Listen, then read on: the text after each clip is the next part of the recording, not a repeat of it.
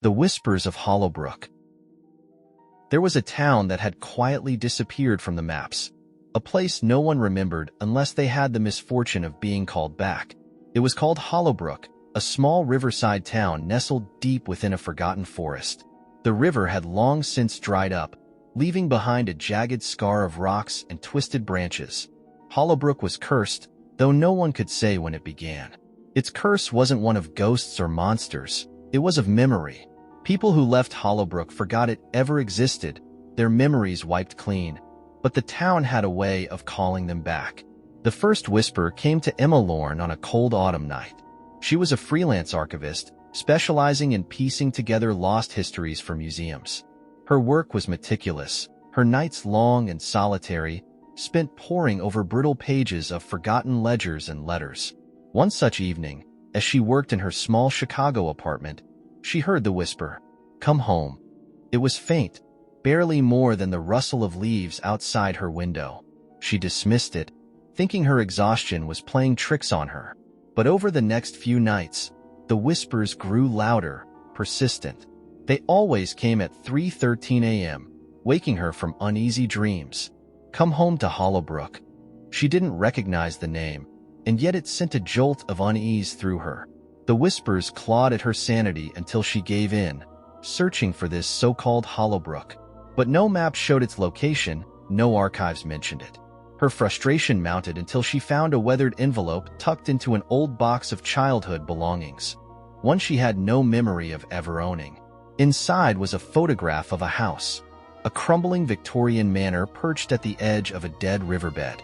Scrawled on the back in faded ink were the words, "The Lorne House, Hollowbrook." Emma felt her blood turn to ice. She didn't remember living in a place like that, but the image filled her with a gnawing sense of dread. Against all logic, she packed her car and drove east, her hands trembling on the wheel as if some unseen force were guiding her. Arriving at Hollowbrook, the town greeted her like a funeral. The air felt heavy, as though she had stepped into a world where time had ceased to exist. The streets were lined with sagging houses, their windows dark and lifeless. Trees twisted unnaturally, their branches clawing at the gray sky. No birds sang, no insects buzzed. It was silence incarnate. Her GPS blinked and failed as she crossed an invisible threshold. The last sign she saw read, "Welcome to Hollowbrook, population."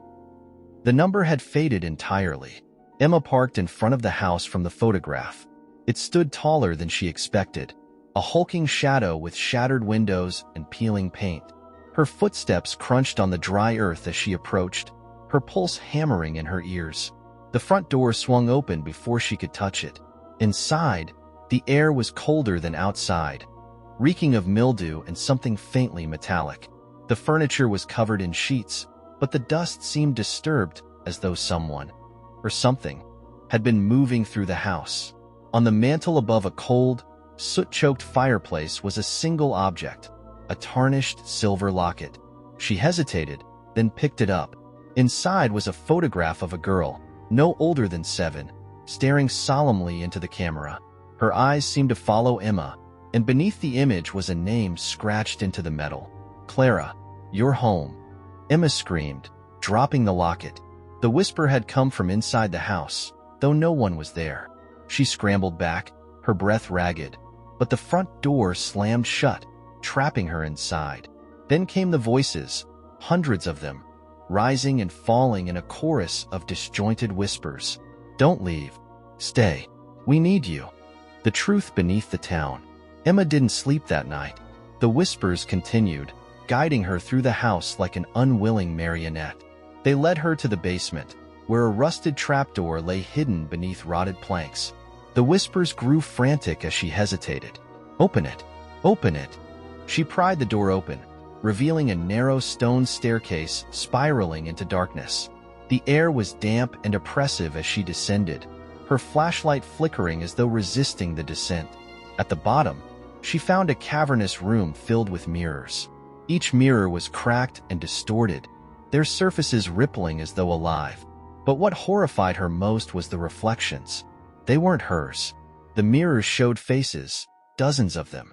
Men, women, and children, all pale and gaunt, their eyes filled with terror. They mouthed silent screams, their hands pressed against the glass as though trying to escape. One mirror stood out. It was larger than the others, its frame ornate and gilded, untouched by dust or decay. In its reflection, Emma saw herself, but not as she was. Her mirrored self was thin, almost skeletal, her eyes hollow and lifeless. "This is where they keep us," a voice said behind her. Emma spun around to see a woman standing there.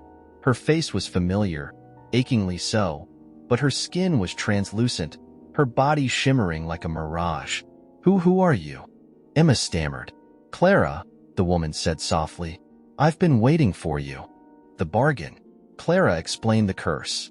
Hollowbrook was a town of the forgotten, its residents trapped between life and death. The mirrors were prisons, holding their souls in eternal torment. The town needed new blood to sustain itself, to keep the balance between the living and the dead. "You're part of this," Clara said, her voice breaking. "You were born here. Your family escaped, but the town never lets anyone truly leave. You felt it, didn't you? The pull." Emma's mind raced. It was impossible. She had no memory of this place, no connection to it. But the whispers, the photograph, the locket, all of it was undeniable.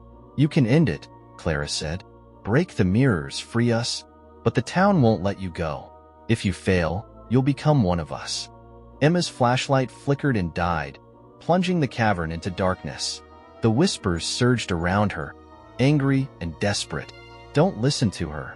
Stay with us." Hands, cold and spectral, grabbed at her arms, her legs, pulling her toward the largest mirror. She struggled, her screams swallowed by the cacophony of voices. The final choice. Emma clawed at the ground, her fingers scraping against stone.